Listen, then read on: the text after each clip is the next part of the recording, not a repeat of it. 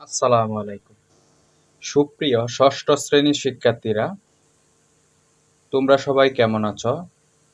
সবাইকে জানাই আন্তরিক শুভেচ্ছা ও অভিনন্দন। আমি আজকে তোমাদের ষষ্ঠ শ্রেণী গণিত বইয়ের অনুশীলনী ১.৩ এর কিছু গসাগু নিয়ে হাজির হলাম। আজকে এই ভিডিওটার মাধ্যমে তোমরা জানতে পারবা যে গরিষ্ঠ সাধারণ গুণনীয়ক বা গসাগু কিভাবে নির্ণয় করতে হয়, মৌলিক গুণনীয়কের সাহায্যে গসাগু কিভাবে নির্ণয় করতে হয়, বাক প্রক্রিয়ায় গসাগু কিভাবে নির্ণয় করতে হয়। এই ভিডিওটা দেখলে তোমরা সম্পূর্ণ গসাগু সম্পর্কে জ্ঞান অর্জন করতে পারবা। চলো ভিডিওটা শুরু করি। মনে করো তোমাদের একটা অঙ্ক এরকম আছে, আমি উদাহরণস্বরূপ ধরে নিলাম। মনে করো সংখ্যাটি হচ্ছে 30, 36, 72। দেখো এখানে বলা আছে ১ নাম্বার নিয়মটা হচ্ছে গরিষ্ঠ সাধারণ গুণনীয়ক বা গসাগু। এখানে গসাগু নির্ণয় করলাম। দেখো 30 সমান, আমরা 30কে বিভিন্ন সংখ্যা দিয়ে, বিভিন্ন নামতা আছে নামতা দিয়ে ভাঙবো। ভেঙে ভেঙে এটিকে দেখব 30 কতগুলো নামতা দিয়ে বিভাজ্য হয়। যেমন ১ গুণ 30, 30 একে 30, ২ গুণ 15, 15 দ্বিগুণে 30, ৩ গুণ 10, ৩ দশে 30, ৫ গুণ ৬, ৫ ছয় 30। 36কে যদি আমরা অনুরূপভাবে ভাঙি তাহলে হচ্ছে ১ গুণ 36, 18 দ্বিগুণে 36, ৩ 12 36, ৪ নং 36, ৬ ছয় 36। আমরা ছোট থেকে নামতা বা ধীরে ধীরে বড়র দিকে যাব। ১ দিয়ে, ২ দিয়ে, ৩ দিয়ে, তারপরে ৪ দিয়ে, ৫ দিয়ে ট্রাই করলাম, ৫ দিয়ে যাচ্ছে না। এভাবে তোমরা ধারাবাহিকভাবে ছোট থেকে বড় নামতাগুলো দিয়ে দিয়ে ট্রাই করবা। তারপরে হচ্ছে ৭২, ৭২ একে ৭২, ৩৬ দ্বিগুণে ৭২, ৩ ২৪-এ ৭২, ৪ 18 ৭২, ৬ 12 ৭২, ৮ নং ৭২। তাহলে দেখো বন্ধুরা, এখানে যে গুণনীয়কগুলো বের হলো এগুলো আমরা পর্যায়ক্রমে সাজিয়ে লিখব। 30 এর গুণনীয়ক ১, ৩, এগুলো লেখার সময় একটা নিয়ম ফলো করতে হবে। এদিক থেকে লিখে লিখে তুমি নিচের দিকে যাবা, এদিক থেকে তারপর ঘুরে এদিকে উপরে উঠবা। তাহলে কি হচ্ছে, ছোট থেকে বড় ক্রমানুসারে সাজানো হচ্ছে। প্রত্যেকটা গুণনীয়ক লেখার সময় উপর থেকে নিচে যেতে হবে এবং নিচ থেকে উপরে যেতে হবে। আশা করি বুঝতে পারছো।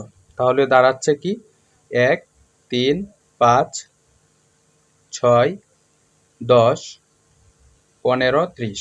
১, ৩, ৫, ৪, ৬, ৯, ১২, ১৮, ৩৬। ১, ২, ৩, ৪, ৬, ৮, ৯, ১২, ১৮, ২৪, ৩৬, ৭২।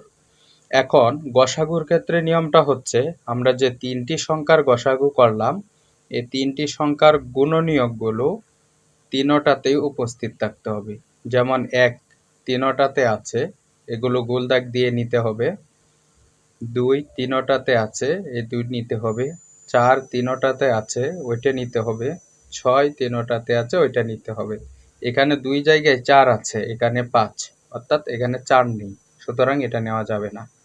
গসাগুর ক্ষেত্রে নিয়ম হলো, আমরা যতগুলো সংখ্যার গসাগু বের করব, সবগুলো সংখ্যার মধ্যে ওই সংখ্যাটা থাকতে হবে যেটা আমরা নিব। দেখো এখানে ২টি সংখ্যাতে ৪ আছে, একটিতে নাই, সেটা যাবে না। এখানে ২টি সংখ্যাতে ১২ আছে, কিন্তু একটিতে নাই, সেটাও যাবে না। তাহলে আমাদের কি হচ্ছে, ৩০, ৩৬ এবং ৭২ এর গসাগু সমান সবচেয়ে বড়। গসাগুর ক্ষেত্রে সবচেয়ে বড়টা নিতে হবে। যেমন সবচেয়ে বড় হচ্ছে এখানে ৬।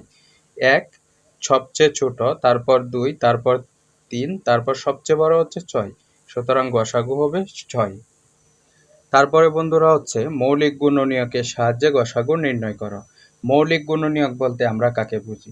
যে সকল সংখ্যা ১ ছাড়া অন্য কোনো সংখ্যা দিয়ে ভাঙা যায় না বা বিভাজ্য হয় না, সেই সংখ্যাকে বলা হয় মৌলিক সংখ্যা। তো আমরা আগের উদাহরণটা নিয়ে আসলাম, ৩০, ৩৬, ৭২ এর মৌলিক গুণনীয়কের সাহায্যে গসাগু নির্ণয়। তো ৩৬, ৩০কে আমরা ভাঙবো। দেখো ১ গুণ ৩০, ৩০ একে ৩০। তারপর ১ গুণ ৩০কে ভাঙবো, ১৫ দ্বিগুণে ৩০। আবার দেখো এখানে 15 আছে, 15কে ভাঙবো 3 5 15, এখানে ধারাবাহিকভাবে 1 2 এগুলো পাশাপাশি নিচে লিখতে হবে। এই যে 3 15কে ভেঙে আমরা 3 5 15 পেলাম। তারপরে এখানে 36 36 1 বসে যাবে, 36কে ভাঙলে হবে 18 দ্বিগুণে 36, এখানে 2 পাওয়া গেল। তারপর এই 2 বসে যাবে, 1 বসে যাবে।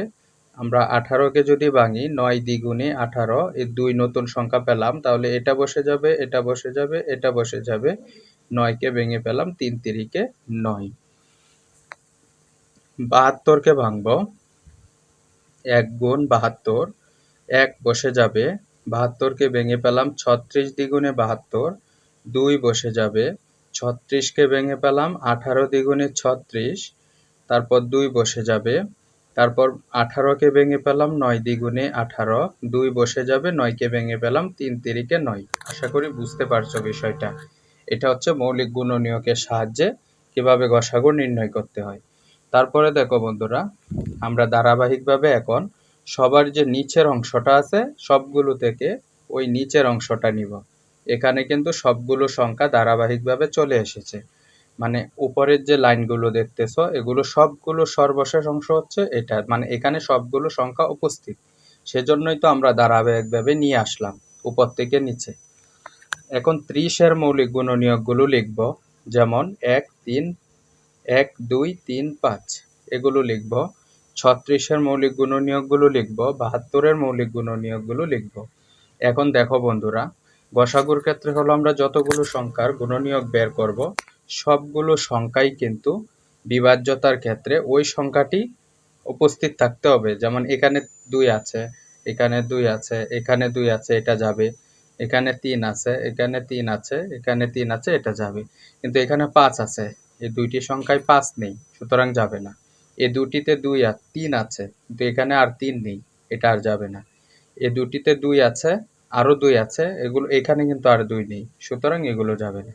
সুতরাং আমরা লিখব 30 36 ও 72 এর মৌলিক গুণনীয়ক, এই যে একটি 3 এবং একটি 2, 3 দ্বিগুণে 6।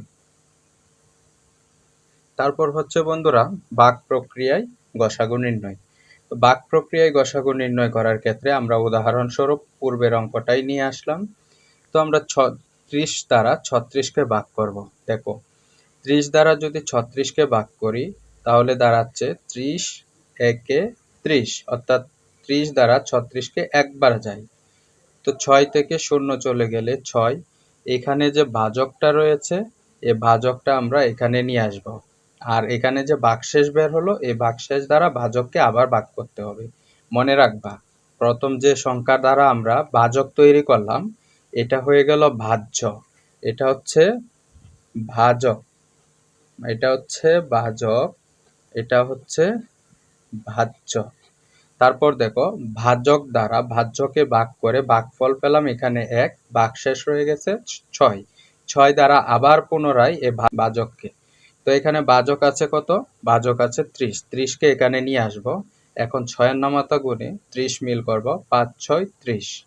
তো 30 30 থেকে 0 চলে গেলে এখন গসাগু যেহেতু নির্ণয় করতেছি আমরা তো সাধারণ অঙ্কের ক্ষেত্রে এটাকে ভাগফল হিসাবে গণনা করি, কিন্তু এটা যেহেতু ভাজক এনে আবার করতে হলো সুতরাং ভাগফল থাকবে এদিকে, এটা হচ্ছে গসাগু। তো এখানে দুটি সংখ্যার গসাগু বের হলো, আরো একটি সংখ্যা রয়ে গেছে।